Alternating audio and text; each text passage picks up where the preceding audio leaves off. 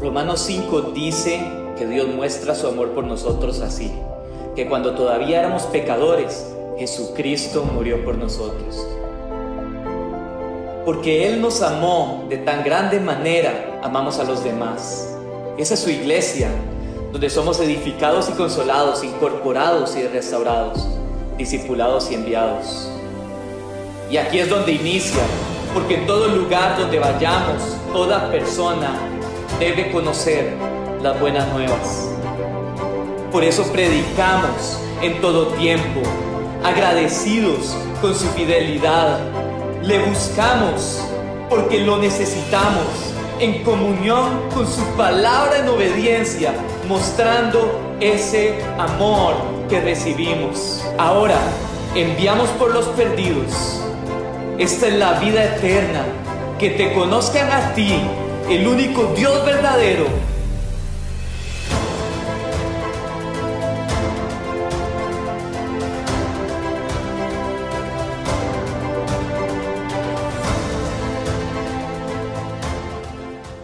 Y hoy estamos empezando una serie. Usted sabe, venimos saliendo de una serie de temas de las crisis, de cómo enfrentar las crisis y eso. Y luego pasamos a una serie de prédicas de la santidad. Y hoy estamos pasando a una serie nueva. Vamos a durar unas semanas acá. Y la serie que estamos empezando hoy se llama Resurrección y Vida. El poder de resurrección y vida. El poder que levantó a Cristo de entre los muertos. Mi hermano, hoy, para los que estamos en Cristo, si usted está en Cristo, ¿cuántos de aquí están en Cristo? Mi hermano, si usted está en Cristo, el poder de resurrección y vida está en usted. Yo no sé si usted dimensiona eso, pero es glorioso. Y hoy vamos a empezar a ver esta serie de predicaciones. Vamos a darles un contexto y a celebrar un día tan especial para nosotros los creyentes. Yo quiero invitarlo, quien nos visita hoy por primera vez, quiero darle un saludo aquí desde el altar. Mi hermano, bienvenido, bienvenido por allá, bienvenida hermana también. Bienvenidos, qué dicha tenerlos. Por aquí también, bienvenidos, qué dicha, qué bendición. Y por aquí también alguien más, ¿verdad? ¿Levantó la mano? No, fui yo, ok, hermano, entonces, darle la bienvenida a la iglesia. Espero que más que un lugar donde usted escuche prédicas, espero que encuentre una familia, que encuentre su casa, que encuentre hermanos que le amen, que encuentre un lugar donde poder desarrollar el propósito de Dios en su vida. Y espero que sea el primer domingo de muchos que nos vamos a estar viendo. Entonces, hermano, creo que cuando yo empecé a hacer esta predicación, y quiero abrirle mi corazón, cuando me toca predicar, hay días que yo vengo y lo único que hago es: Espíritu Santo, haz algo, porque nada de lo que hice me gusta. De verdad siento que lo que traigo está horrible, no me gusta, y Señor, apelo a que tú vas a hacer algo. Yo me preparé y tú vas a hacer algo glorioso, esa es mi expectativa. Pero mi hermano, hoy yo dije, ya que la gente va a venir en Semana Santa, el domingo a la iglesia, voy a prepararme. Y si le abro mi corazón y quiero generarle una buena expectativa, espero que no sea la barra más alta de la que no puedo cumplir, pero hoy estoy emocionado de lo que Dios va a hacer. Estoy emocionado de lo que Dios hizo en la prédica anterior, y creo que te va a confrontar en muchas cosas. Creo que te va a llevar a ver algunos aspectos de nuestra fe de otras formas distintas. Y creo que hubiera sido tal vez común haber predicado hoy simplemente vamos a ver la prédica de la cruz y vamos a ver lo que siempre se ve un domingo de resurrección. Y hoy vamos a hablar de Cristo, porque creo que Cristo es lo que se debería de predicar desde cualquier altar. Pero hoy vamos a verle de una forma, vamos a entrarle de una forma distinta y luego lo vamos a aterrizar. Así que téngame paciencia. Si usted dice, no es lo que esperaba, vamos a exaltar a Cristo en medio de este lugar. Cristo se va a glorificar y espere para que vayamos desarrollando el tema con tiempo. Así que, sin más, antes de empezar, todavía me queda un anuncio más.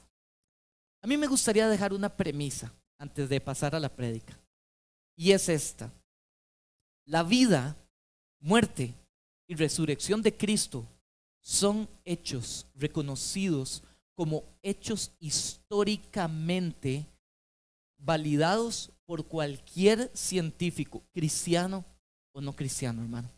Quiero decirle eso a usted. Yo no sé si esto usted lo emociona o lo pone simplemente a dudar, hermano. Y yo quiero que usted venga hoy y se goce de esta palabra conmigo en la iglesia. Pero nadie en su sano juicio, ni desde una perspectiva espiritual, ni siquiera desde una perspectiva científica, puede decir que Cristo no existió. Hasta los científicos ateos tienen suficiente evidencia documentada, suficientes escritos para que ninguno pueda refutar la vida de Cristo. El problema de ellos es que no lo reconocen como su Señor y Salvador, pero no pueden refutar que Él estuvo en vida.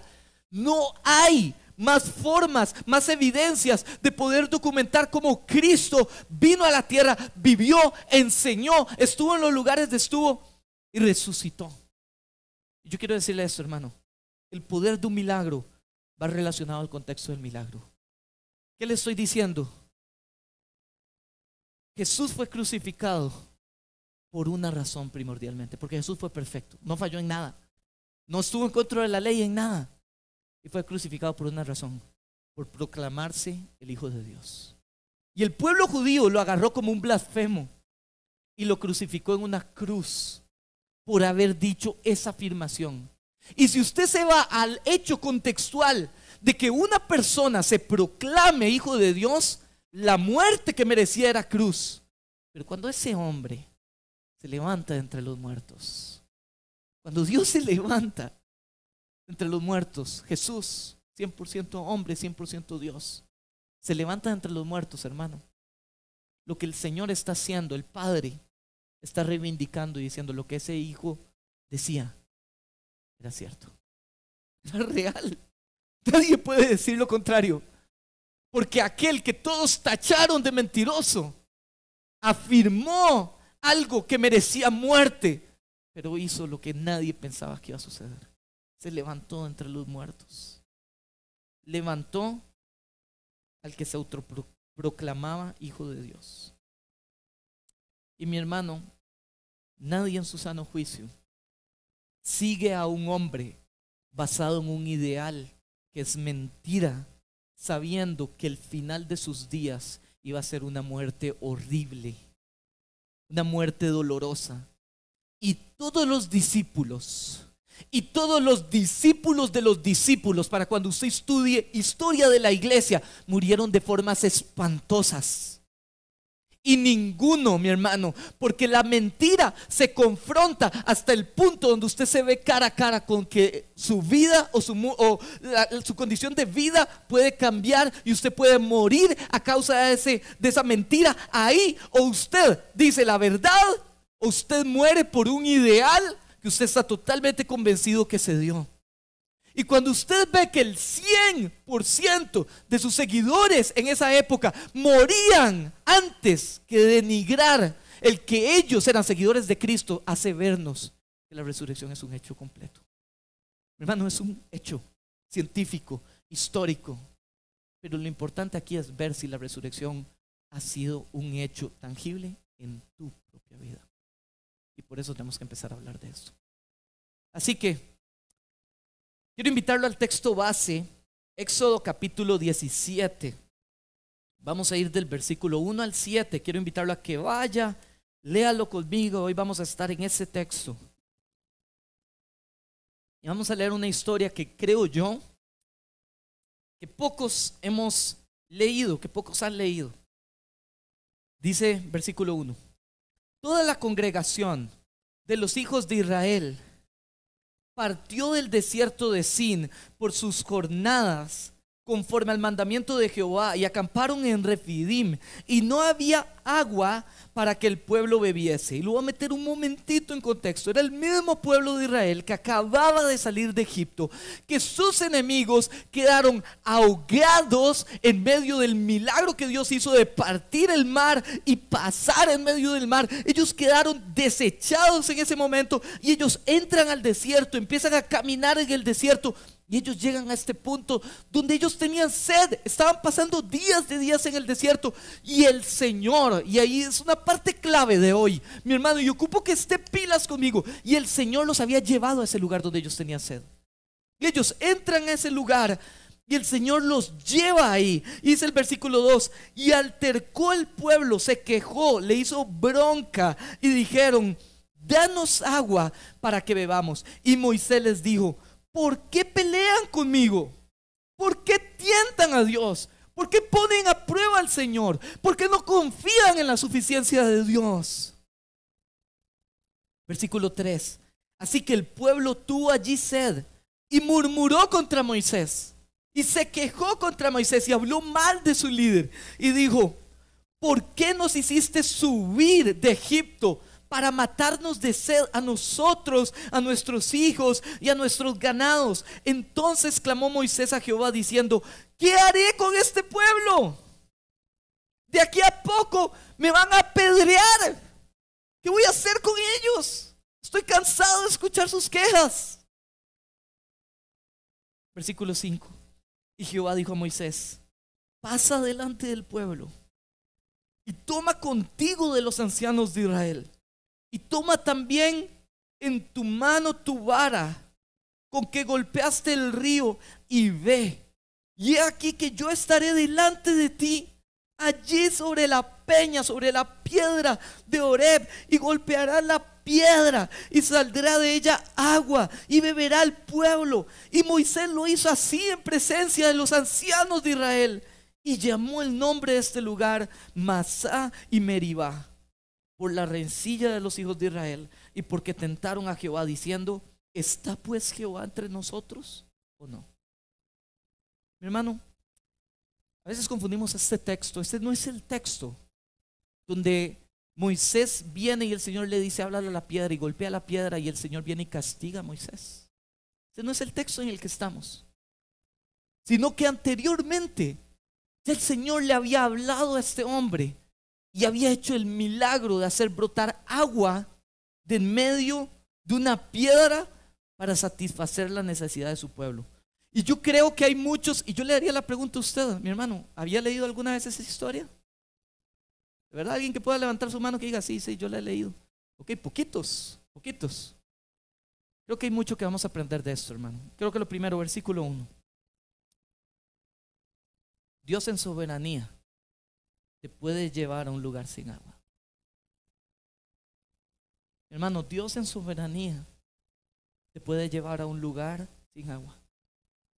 A veces pensamos que todo lugar sin agua, todo desierto espiritual que llegamos ahí por nuestra desobediencia. A veces la soberanía de Dios permite que nosotros entremos al lugar sin agua. Pero si hay una característica que puede identificar al Dios que libró de la mano del faraón al pueblo de Israel, sería Jehová Jireh. Y cuando leemos lo que quiere decir Jehová Jireh, mi hermano, Jehová Jireh no es estrictamente Jehová proveedor. ¿Sabía usted eso, mi hermano? Jehová Jireh no es estrictamente Jehová el proveedor. Porque a veces solo vemos esa dimensión de que Jehová es nuestro proveedor. Y sí, Jehová es nuestro proveedor. Pero Jehová Jireh quiere decir Jehová, Dios, el que ve y el que provee. El que ve y el que provee. Y si usted se pone a estudiar el concepto, Jehová Jireh habla de aquel Dios que ve tu necesidad antes de que la necesidad ocurra y te provee desde antes de que la necesidad ocurra.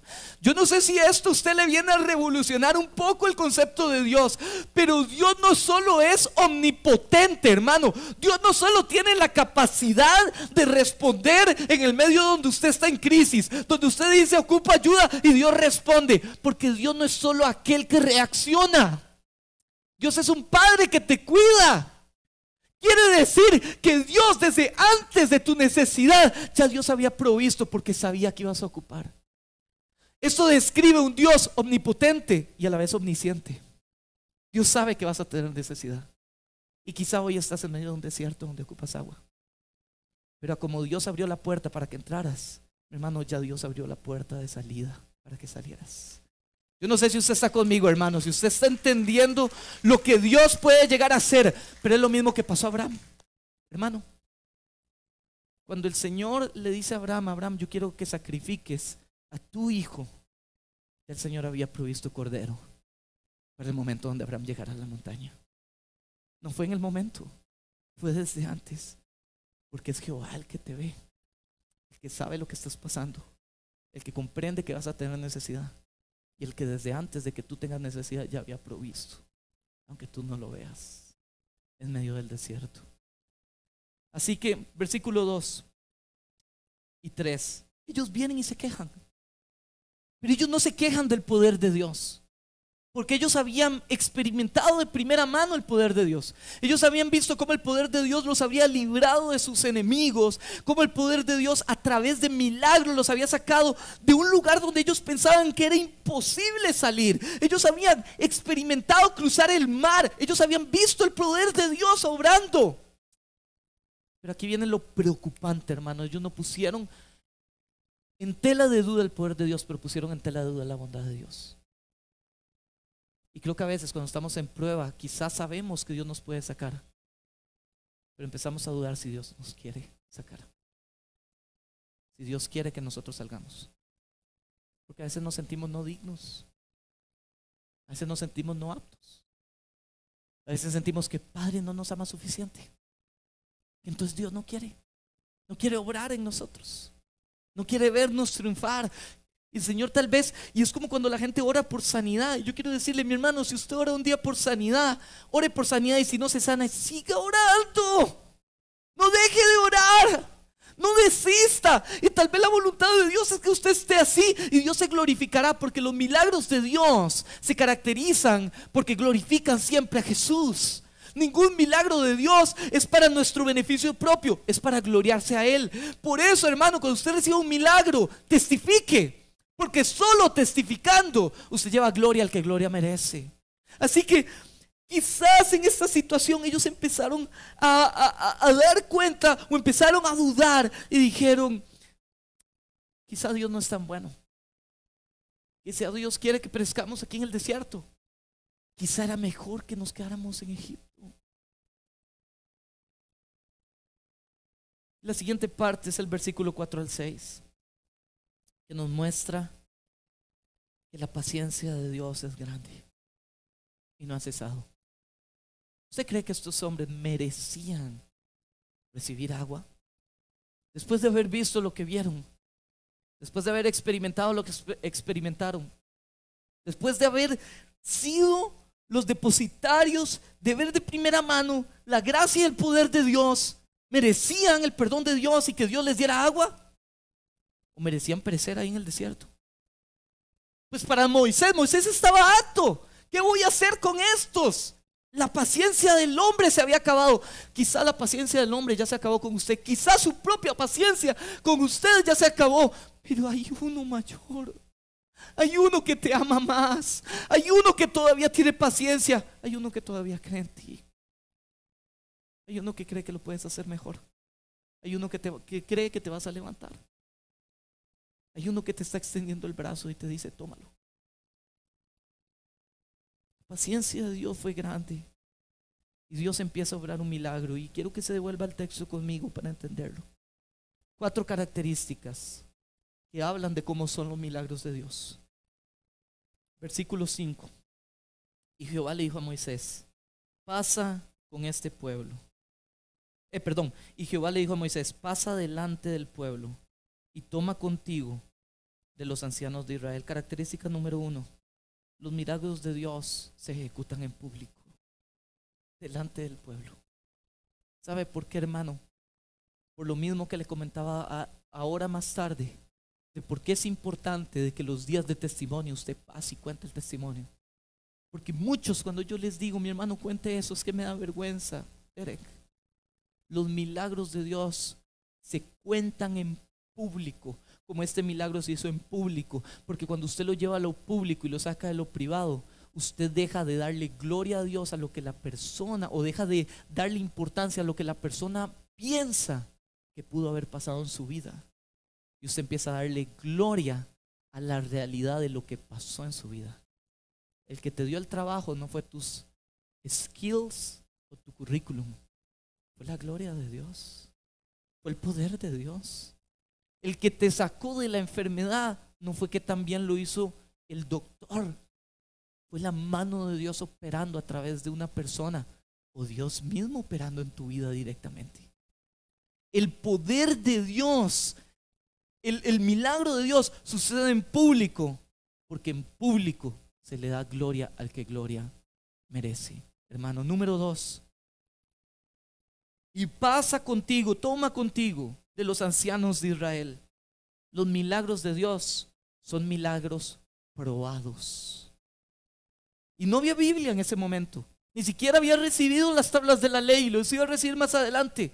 Entonces el Señor le dice: pasa contigo a los ancianos para que ellos den fe.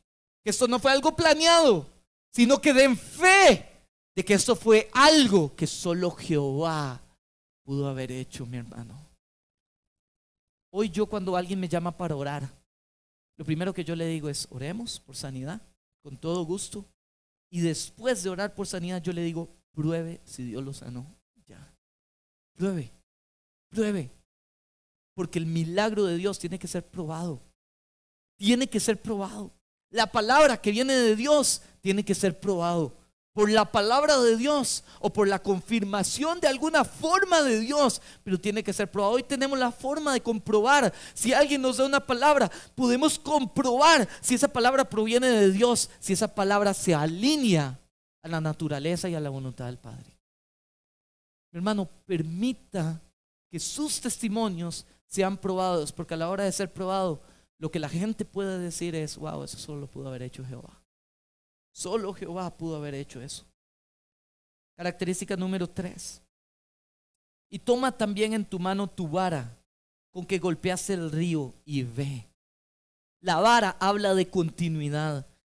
Todos los milagros de Dios tienen un propósito. Todos los milagros apuntan hacia Cristo y hacia glorificar a Cristo. La misma vara que se usó para tocar el agua del río y convertir el agua en sangre, la misma vara que se levantó para partir el mar en dos, es la misma vara que yo te doy, Moisés, porque la vara para Moisés significaba los testimonios de lo que Dios ya había hecho en su vida, y le daban a él seguridad de que si Dios había obrado de esas maneras, Dios iba a volver a orar. Por eso yo le digo una cosa, hermano: guarde el testimonio de Dios en su vida. Guarde en su memoria el testimonio de Dios, porque el testimonio de Dios te va a dar fuerza para que el día que no haya nada que beber, usted se acuerde: ya Dios lo hizo una vez, ya Dios lo puede volver a hacer. Si Dios partió el mar, puede partir cualquier cosa conmigo. Si Dios hizo brotar y cambiar esta circunstancia, yo no sé por qué no lo puede volver a hacer conmigo. Así que guarde ese testimonio. Y punto número 4, para mí es el más lindo y el más importante, versículo 6. He aquí que yo estaré delante de ti sobre la piedra en Horeb. Su presencia. En su presencia es donde Dios opera. En su presencia. Yo sé que Dios está en todo lado, Dios es omnipresente, pero mi hermano, busque estar en su presencia. ¿Quiere ver la mano de Dios obrando en su vida? Vaya a su presencia, vaya al lugar secreto. Nadie que sea ungido por Dios tuvo algo especial para haber sido ungido por Dios, sino que la unción viene del resultado de estar en su presencia. No deje de ir a la iglesia. Es en su presencia donde Dios opera. Hubo gente ahorita en el retiro de Compás. Estuvo glorioso ese retiro, hermano, y a mí me dolía el corazón ver gente que se abstuvo a ir, porque en mi corazón yo decía: perdieron la oportunidad de estar en un lugar donde su presencia estaba y Dios se pudo haber movido. Milagros ocurren cuando está uno en medio de la presencia de Dios. Dios ha hablado dónde está Él y dónde está su presencia. Ahora, hermano, trayendo ese texto a hoy, lo primero que yo quiero decirles: el pueblo endureció su corazón porque el pueblo no creyó. No creyó y endureció su corazón. Y quizá hoy usted vino en medio de un desierto, en medio de sed, en medio de cansancio, en medio de enojo, en medio de un desierto de falta de perdón, en medio de un desierto de iras, en medio de un desierto. Quizá usted nació en un desierto y no se ha dado cuenta. Y ha pasado crisis tras crisis tras crisis. Y las crisis lo que han repercutido es en un endurecimiento de tu corazón. Y yo quiero invitarlo a que vaya a Hebreos 3, 7 al 8. Y dice: por lo cual, como dice el Espíritu Santo, si oyereis hoy, hermano, hoy su voz, no endurezcan sus corazones como la provocación en el día de la tentación en el desierto. Y nos lleva a recordar lo que Dios había hecho. Y ese día que Dios derramó agua, Moisés no le puso: y este lugar será conocido como el lugar donde brota agua y donde fluye leche y miel, donde Dios operó y tocó la piedra. Sino que Dios le habla a ese lugar y le dice: se va a ser conocido como el lugar donde probaron a Dios y donde tentaron a Dios. El lugar de pleitos y de tentación. Y ese lugar fue marcado con un propósito, para que hoy, a través del autor de Hebreos, nos diga a nosotros: no endurezcas tu corazón. No estás cansado del mismo estilo de vida superficial y vano. No estás cansado del odio. No estás cansado de luchar con la naturaleza de Dios, con las palabras de bendición de Dios. No estás cansado de buscar propósito donde no hay, en vez de ir a Él. No endurezcas tu corazón. Hoy Dios te quiere hacer libre. Hoy Dios te quiere sacar, pero necesita tu voluntad. Y así han pasado generaciones. Y así han habido generaciones con corazones duros, que prefieren morir a dar el brazo a torcer, que prefieren su orgullo a darle la oportunidad a conocer el perfecto amor, la gracia y la bondad de Dios, por la cual vale la pena morir. Dejar de vivir en los afanes y las llenuras que el mundo nos puede dar, afanes temporales que no han producido ningún fruto de bendición en tu vida, más que un corazón endurecido.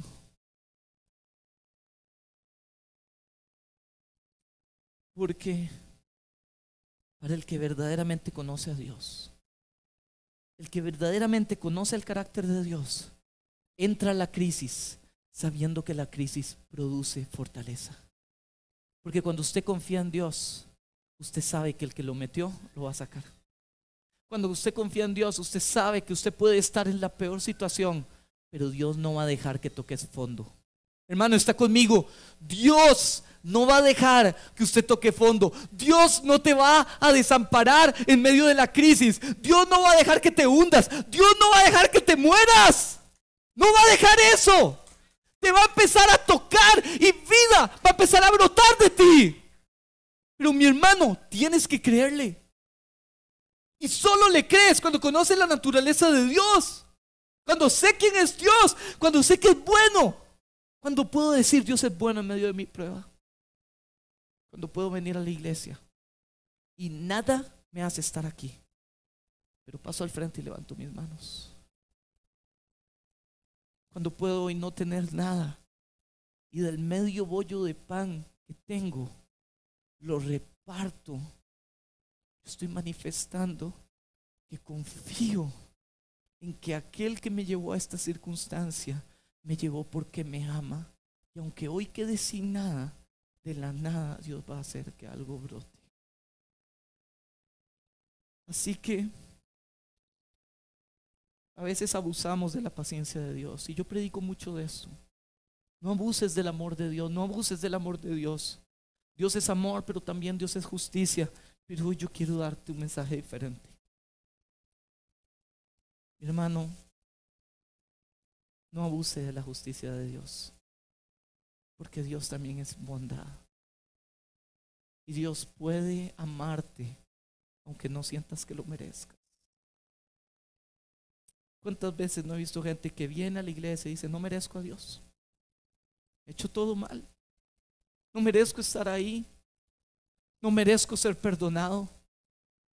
No oras. ¿Por qué no oras, hermano? Porque no merezco que Dios me escuche.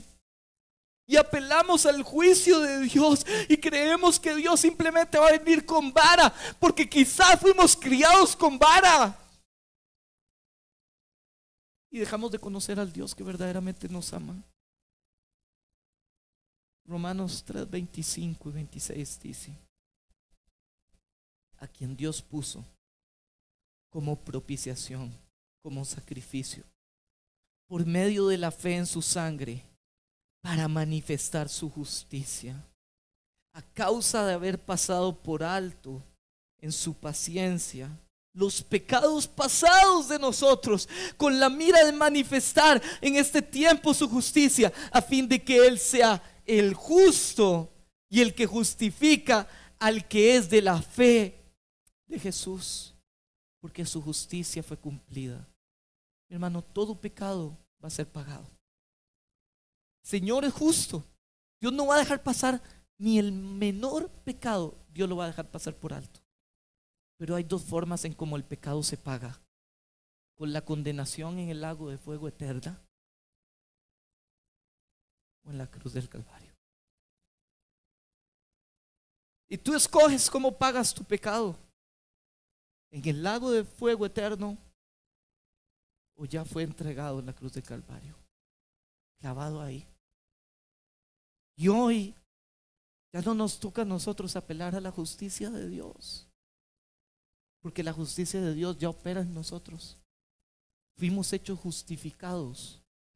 Para el que verdaderamente está en Cristo, ya la justicia de Dios fue pagada, consumada, hecha y terminada para el que está en la cruz. El que está en la cruz, ya usted no tiene que andar rogándole a Dios que venga y haga, porque su justicia ya fue cumplida ahí. Hoy apelamos al Dios de amor, porque cuando usted está en Cristo, ya el dolor de la cruz se transformó en una motivación de nosotros a arrepentirnos y a buscar ser más como Él, no por miedo al lago eterno, sino por amor a estar eternamente junto a Él, por amor a disfrutar su presencia para siempre.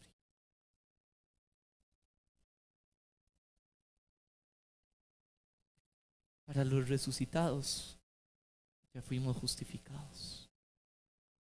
Para los que hemos nacido, hemos muerto en Él, hemos nacido en Él.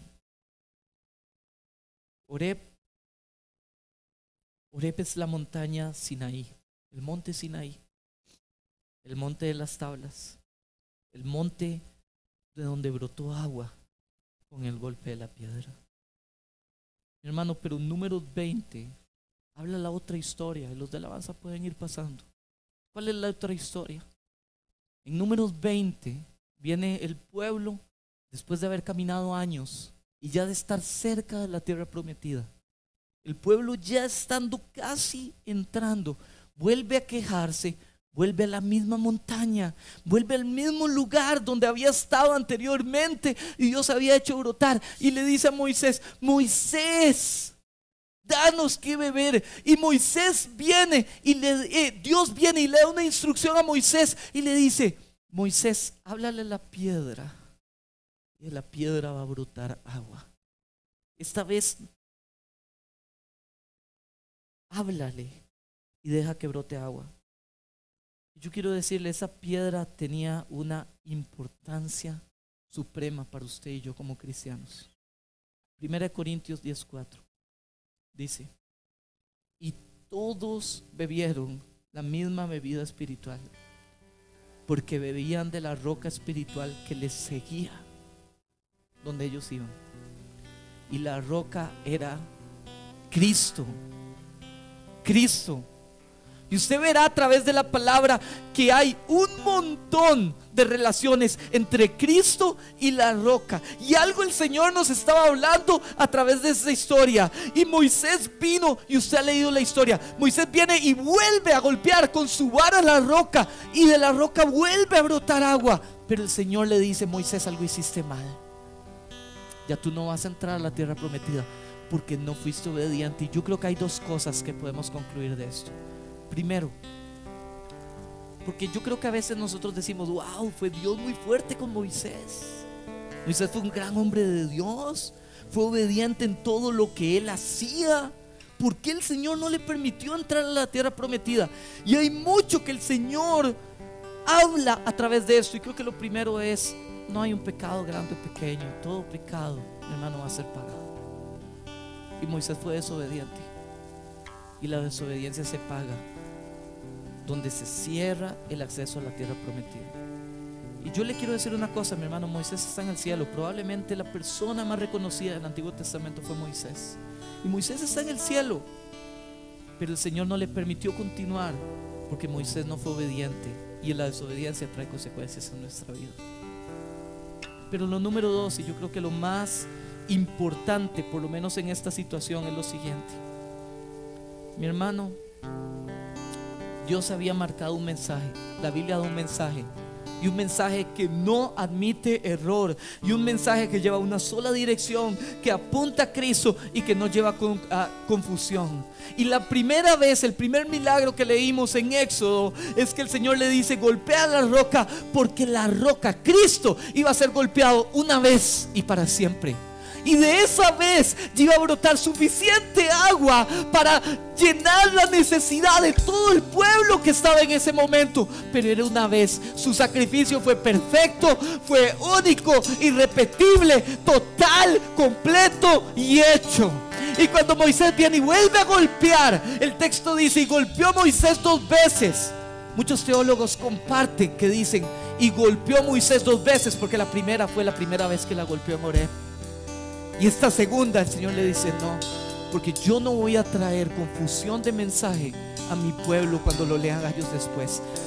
Solo un Jesús, solo un sacrificio, solo una cruz es suficiente. No se necesitan dos, no se puede hacer dos, sino solo uno. Solo hay una forma de ir al Padre, un camino, un bautizo, una fe, y ese es Jesús. Y el Señor le dice a Moisés: no voy a permitir que haya confusión en mi palabra. El que traiga confusión va a ser reprendido, y eso no pasará. Cuando usted lee Moisés, usted entiende esto. Moisés era el representante de la ley, y Jesús es el representante de la gracia. Moisés, la ley no te puede llevar a tierra prometida. Usted puede intentar de ganar el amor de Cristo cumpliendo todo con pie y a la letra pequeña, y si no hago algo mal me doy latigazos en la espalda. Eso no me lleva a gracia. La ley nunca va a entrar a la tierra prometida. La ley tenía que morir para que otro pasara y entrara a la tierra prometida, y ese fue Josué. Y el nombre Josué quiere decir Jesús, salvación. Es el mismo nombre, porque solo el que está en Jesús va a poder entrar a lo que el Señor tiene, a la tierra prometida. Quiero cerrar con esto, hermanos. ¿Se acuerda que hablamos de Jehová Jireh? Hay gente que dice: Jesús fue el plan B. Fue el plan B de la humanidad. Dios vino, creó al hombre, el hombre falló y el hombre no podía aspirar. Entonces el Señor viene a enmendar y manda a Cristo. Jesús fue el plan A, porque Jehová, el que todo lo ve, proveyó desde antes de la fundación del mundo, sabiendo que nosotros íbamos a necesitar ese salvavidas un día, y que un día iba a venir Cristo, y el Jehová proveedor había provisto la salida, como proveyó agua en medio de la sed que tenía ese pueblo. 4 características del milagro de la cruz. Jesús murió en público, porque en público dio testimonio, porque vino a la cruz desnudo, humillado, insultado, donde hasta la lápida que le pusieron en la cruz era para avergonzarlo. El rey de los judíos una burla sarcástica hacia nuestro Señor en público. Y a veces, hermanos, no tenemos ni la decencia de levantar las manos en la iglesia en público. Y nos da vergüenza proclamar el nombre de Cristo. El milagro de Jesús fue probado por la ley, aprobado por cada profeta, por cada profecía, cumplido en cada profecía. Jesús es el cumplimiento de cada una de las palabras que habla todo el Antiguo Testamento. Apunta a Jesús y comprueba, y ninguna puede refutar que Jesús era el Mesías que nosotros hoy adoramos en espíritu y verdad. Número 3, fue demostrado la continuidad. Era el plan de Dios perfecto, el plan redentor de Dios que fue marcado desde el inicio, llevó al cumplimiento en la vida de Jesús. Y habla de la fidelidad a que las escrituras que nosotros hoy leemos son verdad. Y número 4, y si puedes cerrar tus ojos, ahí donde estás. Yo le hablé esto a los chicos de Compás y quiero cerrar con esto. Número 4 es que en la cruz ahí estuvo el Padre. Dice que adoramos al Hijo. Dice que amamos lo que el Hijo hizo, pero a veces se nos olvida lo que hizo el Padre también. Y el Padre, en medio de un pueblo pecador que no lo merecía, que gritaba mátenlo, agarró a su Hijo, lo envió al mundo y presenció como ese pueblo de imperfectos, de asesinos, de corruptos, de insultivos, de mentirosos, de violentos, de estafadores, de ladrones, pedían sangre en la cruz.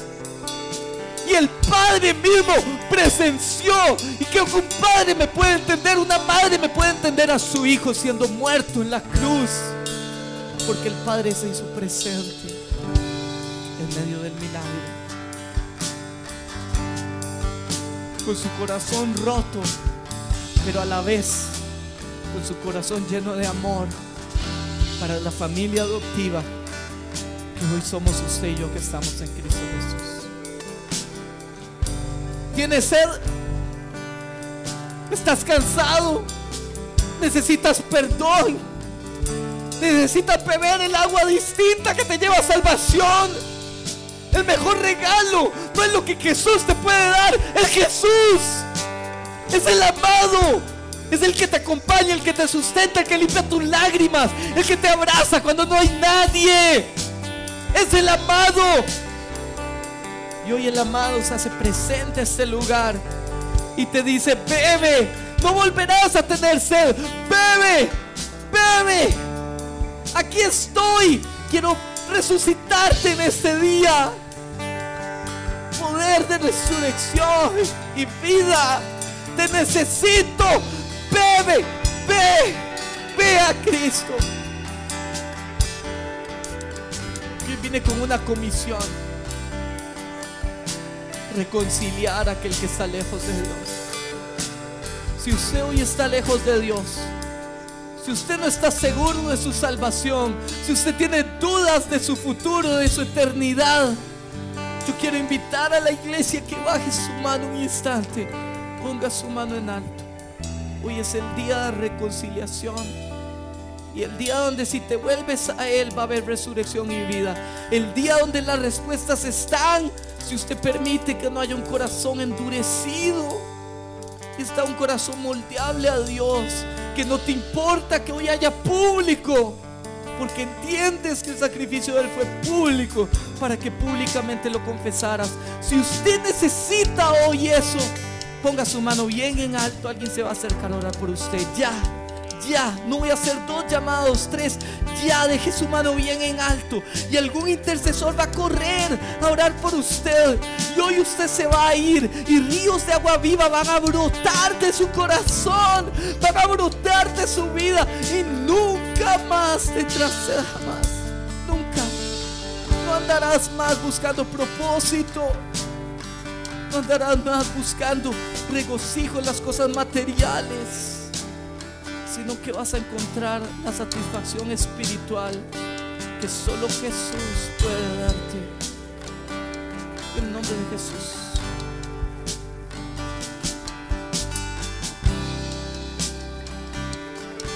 Si pudieron identificar ya rápido a las personas, aquí hay otra persona con la mano en alto.